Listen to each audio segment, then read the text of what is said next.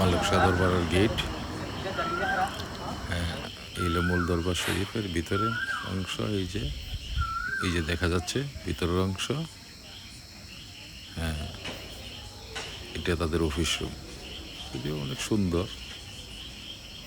হ্যাঁ, office room. ওইদিকে দরবার আস্তে আস্তে দেখা যাবে। এই যে মালিক শাহ দরবারের মূল দরবার রওজা শরীফ। এই যে মূল রওজা শরীফ। হ্যাঁ, কুতুবদিয়ার মালিক শাহ দরবার শরীফ মূল রওজা শরীফ।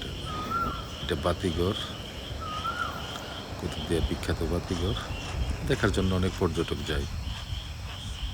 অনেক সুন্দর পরিবেশটা। লবণ চাষ, এখানে লবণ চাষ হয়। ওই যে সাদা সাদা এই যে লবণগুলা জমায় রাখছে। হ্যাঁ, অনেক সুন্দর দেখার মতো জায়গা অবশ্য কুতুবদিয়া।